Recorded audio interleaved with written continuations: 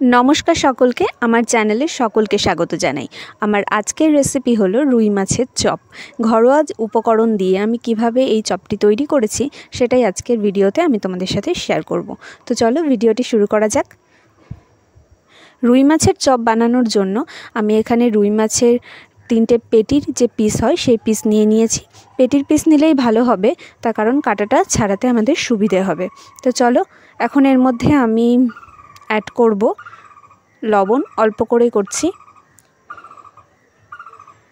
एरपर दिए देब हलुद गुঁড়ো,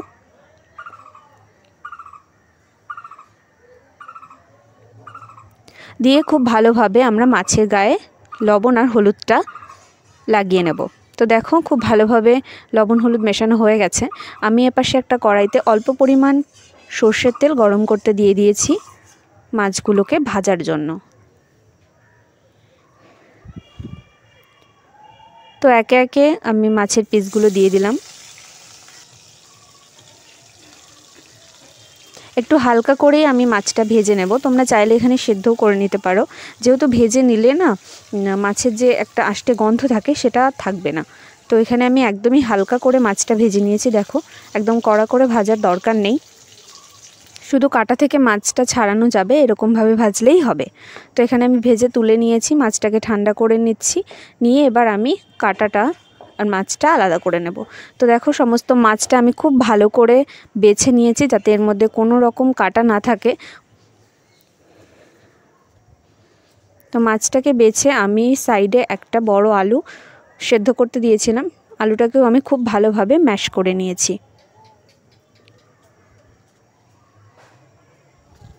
এরপর আবারও কড়াইতে আমি কিছুটা সরষের তেল গরম করতে দিয়ে দিয়েছি। আর এখানে আমি কেটে নিয়েছি পেঁয়াজ কুচি আর লঙ্কা কুচি, কাঁচা লঙ্কা কুচি নিয়ে নিয়েছি আমি ঝালের জন্য। তোমরা যে যেমন ঝাল খেতে পছন্দ করো সেরকম অনুযায়ী দেবে। তো তেলটা গরম হয়ে যাবার পর আমি এর মধ্যে পেঁয়াজ কুচিটা দিয়ে দিলাম তেলের মধ্যে। দিয়ে দেওয়ার পর আমি লঙ্কা কুচিটাও দিয়ে দিয়েছি। খুব ভালোভাবে এটাকে মিডিয়াম আঁচে ভেজে নেব।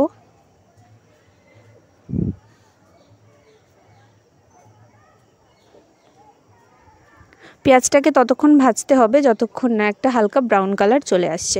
আর এখানে আমি একটু মশলা অ্যাড করেছি, বাটা মশলা। এর মধ্যে আছে আদা বাটা, রসুন বাটা আর একটুখানি জিরে বাটা।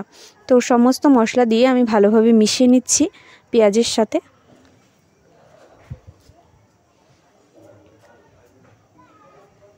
এরপর আমরা এর মধ্যে অ্যাড করব হচ্ছে গোলমরিচ গুঁড়ো। গোলমরিচ গুঁড়ো কিন্তু তোমরা তোমাদের স্বাদ অনুযায়ী দেবে, যে যেমন ঝাল খেতে পছন্দ করো।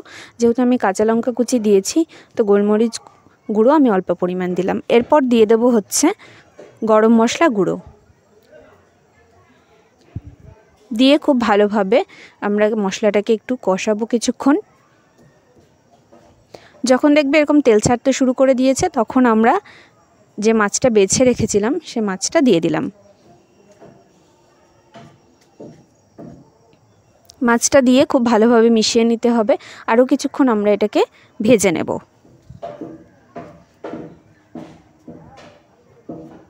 মশলার সাথে মাছ যখন খুব ভালোভাবে কষানো হয়ে যাবে তখন আমরা যে সেদ্ধ করা আলুটা রেখেছিলাম সেই সেদ্ধ করা আলুটা কিন্তু এর মধ্যে দিয়ে দেব। দেখো মাছটা খুব ভালোভাবে ভাজা হয়ে গেছে। এবার আলুটা দিয়ে দিচ্ছি।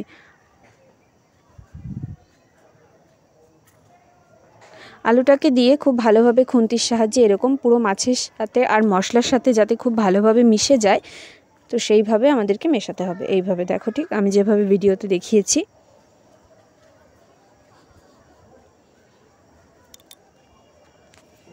তো দেখো একদম সমস্ত আলু, মাছ, মশলা মিশে গেছে। এবার একটা ডো মতন তৈরি হয়েছে। এবার আমি এটাকে একটা পাত্রে তুলে নিলাম, নিয়ে ঠান্ডা করতে রেখে দিলাম। ঠান্ডা হয়ে ওদিকে ঠান্ডা হোক ততক্ষণ আমি হচ্ছে একটা ডিম ফেটিয়ে নেব। দেখো একটা ডিম ভেঙে নিলাম, তার মধ্যে অল্প পরিমাণ লবণ দিয়েছি। যেহেতু ওই ডোটার মধ্যে লবণ আছে তো সেক্ষেত্রে একটু বুঝে দিতে হবে। তো ভালোভাবে ডিমটাকে ফেটিয়ে নিচ্ছি।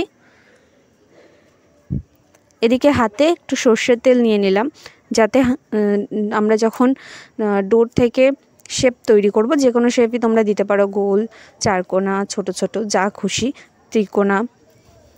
তো এরকমভাবে দেখো হাতে তেল দিয়ে নিলে হাতে কিন্তু লেগে যাবে না। তো আমরা চপের মতন করেই নিয়েছি। এদিকে নিয়ে নিয়েছি হচ্ছে বিস্কুটের গুঁড়ো, তার মধ্যে অল্প পরিমাণ আমি শুকনো লঙ্কার গুঁড়ো মেশাচ্ছি, জাস্ট কালারটা সুন্দর হবে তাই জন্য। লঙ্কা গুঁড়োটা খুব ভালোভাবে বিস্কুটের গুঁড়োর সাথে মিশিয়ে নিচ্ছি।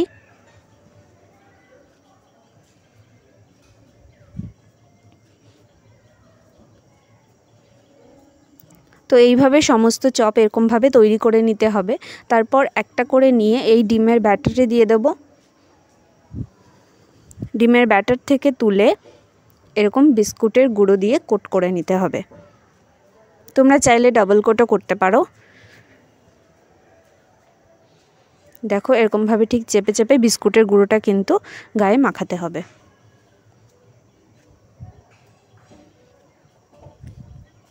তো এই যে একটা দেখিয়ে দিলাম, এইভাবে সমস্ত কটা আমরা বানিয়ে নিয়েছিলাম। দেখো কি সুন্দর তৈরি হয়েছে। এবার কড়াইতে দিয়ে দিচ্ছি হচ্ছে সাদা তেল। আমরা এটা কিন্তু পুরো সাদা তেলেই ডিপ ফ্রাই করব, শ্যালো ফ্রাই করব না। তোমরা চাইলে এটা সর্ষের তেল দিয়েও ভাজতে পারো, কিন্তু ডিপ ফ্রাই করতে হবে।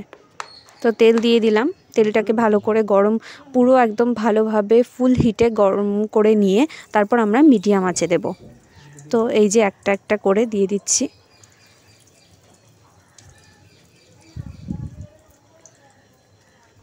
প্রথমেই কিন্তু উল্টানোর চেষ্টা করবে না, তাহলে ভেঙে যেতে পারে। এক সাইড যখন খুব ভালোভাবে হয়ে যাবে তখন একটা কাঁটা চামচের সাহায্যে এরকমভাবে উল্টে পাল্টে দিতে হবে। কালারটা দেখো খুব সুন্দর চলে আসবে, পুরো দেখে মনে হবে যেন দোকানের তৈরি করা।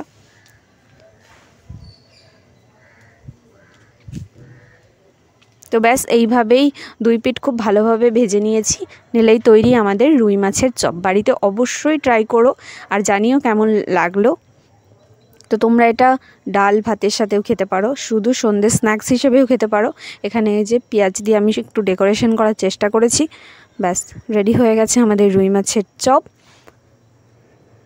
সব ঘরোয়া উপকরণ দিয়ে খুব সহজেই কিন্তু এইভাবে তোমরা বাড়িতে বানিয়ে ফেলতে পারবে। তো চলো একটা ভেঙে তোমাদেরকে দেখাই। ওপরটা যেরকম ক্রিস্পি হয়েছে, ভেতরটা কিন্তু সেরকমই নরম। দেখো। তো এই ছিল আজকের ভিডিও। আজকের মতো এই